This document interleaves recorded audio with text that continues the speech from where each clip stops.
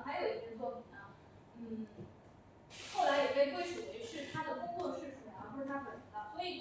所以说这个他的作品的数量的这个数据的时候呢，有时候我们会说34，有时候说35，有时候说36，有时候说37，都有的。其实都有它的就是一个原因在里面，并不是说这个数据本身有错。那么我来做一个对比啊，一个画家一辈子虽然是活的时间也确实不长，但是他一辈子只创作了30多幅作品。当然这是留存下来的。按照有些美术史家去研究推测，他的创作时间呢，大概是总体的创作时间，画画的时间大概是22年到23年。那么按照维米尔的作画速度，画画的速度非常慢，他一年大概只能画2到3幅画。这也是电影里他的岳母对他意见非常大的原因，因为赚不到钱嘛。那按照这个估算呢，他一辈子大概也就画了40-50幅画，一辈子也就画了40-50幅画。我们对比一下伦勃朗，目前存世的伦勃朗的作品，统计下来啊，大概有600多幅，这个落差是不是无比的巨大？有人做刀吗？都是他画的。那么，那大家肯定好奇，为什么维米尔的这个创作量如此的低？那肯定有原因嘛，对不对？是他懒惰吗？那显然不是啊。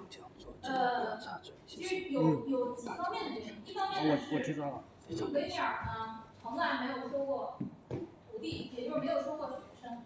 过去呢，就是画家的行会呢，一个画家正式出道了以后，他其实就可以招收学生了，也就是招学徒。说白了就是这个正式出道的画家，维米尔是1653年出道的。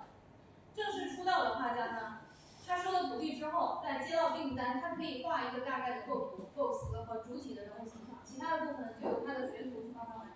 这样明显的可以加快他创作的速度，完成的速度。但是呢，维米尔从来没有收过学生，这可能也就是说他没有帮手。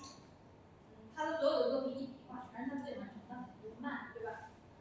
第二个呢，就是他生了太多孩子，家庭责任呢可能占了很多时间。他据说他跟他太太生了15个孩子，然后呢有4个夭折了，就是活下来的有11个。那你想这样一个庞大的家庭，养育孩子是非常不容易的。现在大家养1个孩子都已经要命了，对吧？大概养11个。同时呢，他还要经营他的家族生意，就是他父亲留下来的这个艺术品买卖，还有这个客栈酒馆的生意。同时呢，他还担任了4次当地的，就是代尔夫特当地的画会的这个会长。那么这些事情呢，都占据了他的一些时间和精力。但是呢，其实造成他作品数量不多最大的一个原因呢，还是在于他的这个创作方式，他作画的方式。他的作画方式呢是精雕细琢，然后我们后面会看到细节。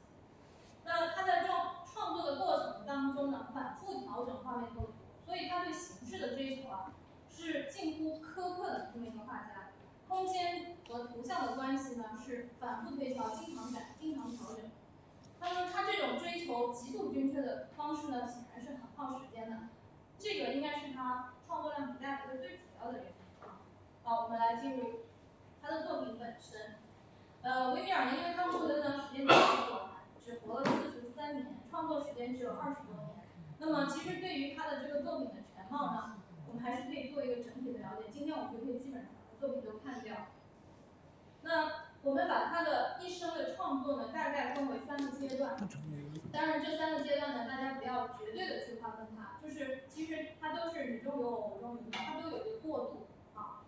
所以大家不要纠结于这个，这上面写的这个哪个时间，这些时间点只是说考证出来的时间，它也不代表就完全真实、完全准确啊。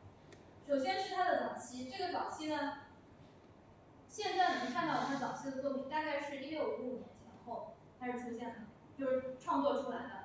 他的早期的创作呢，就是主要是体现了他的技法的探索，以及他的早期作品的主题跟后来的他最受世人尊崇的主题呢，其实完全不同。